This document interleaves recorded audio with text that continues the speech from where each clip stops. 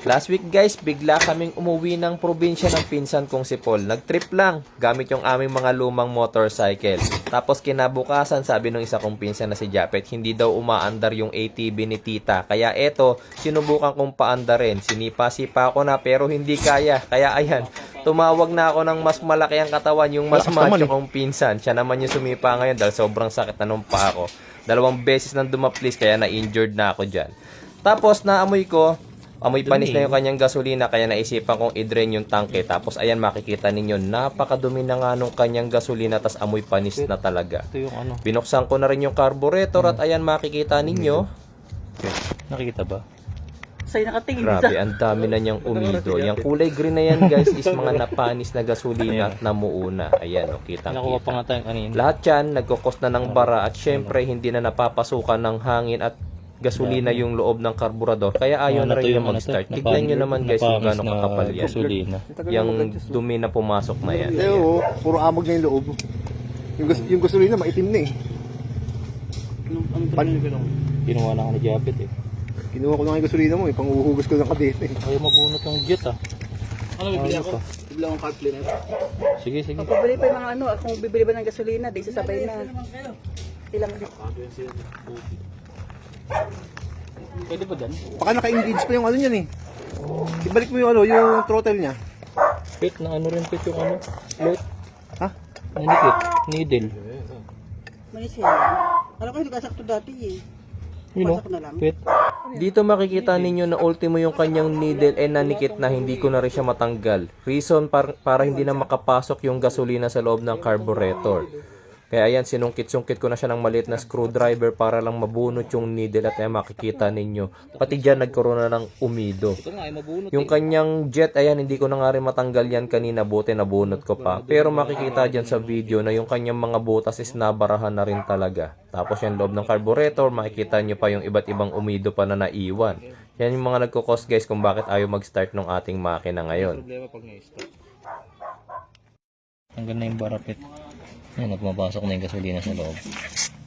Hindi kaya ng presyo. Sabi sa'yo pit eh. Sobrang tigas ng nung ano eh, butas. Nung ano eh. Natatsagain natin. Bumabalik yung ano oh. Buga. Pag dumiretso siya, subo niya. Pero no? Kaya na, Yun. dali. Silipin mo.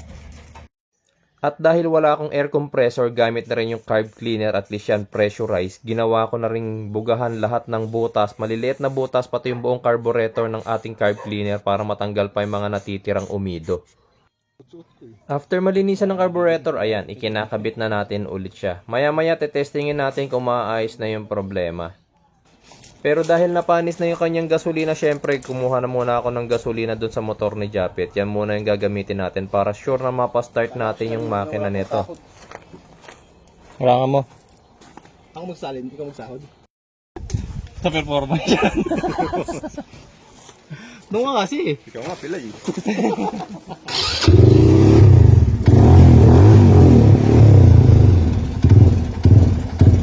Taas mo yan oh. Tono.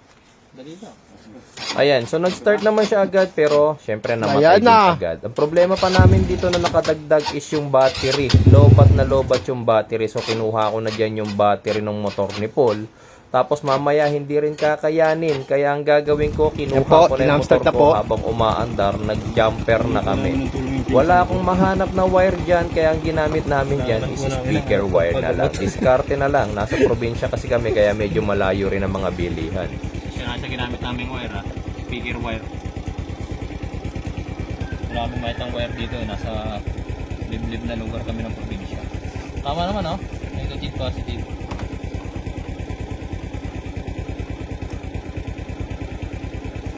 Kailangan lang natin ang pang start.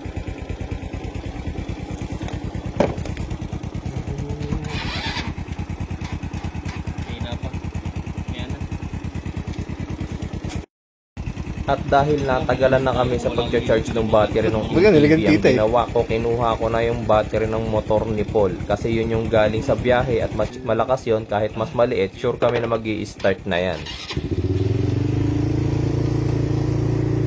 Ayan, so nag-start na siya pero makikita nyo dyan, naka-jumper pa rin yan or naka-parallel pa rin yan dun sa aking motorcycle. Hindi pa dyan natatapos yan guys, syempre kailangan pa naming itono yung carburetor hanggang sa maging matining yung kanyang andar. Ihintayin ko na lang namang uminit muna yung makina niya bago ako magtono. Tapos siya nga pala, naging problema namin yan dahil hindi na namin natapos yung video dahil sa battery pa rin ni tita. Wala kaming mahanapan na mapagpapacharge yan at hindi na rin kami nakabili ng battery niyan kasi isang araw lang naman kami dyan sa probinsya. Ang importante napaandar ko na yung kanyang ATV. Tapos ang sabi ko na lang kay tita, padadalang ko siya ng battery charger or kung option niya is bibili na lang ulit siya ng panibagong baterya. At tumaas yung oil niya. Ang laki ng pinagbago ah.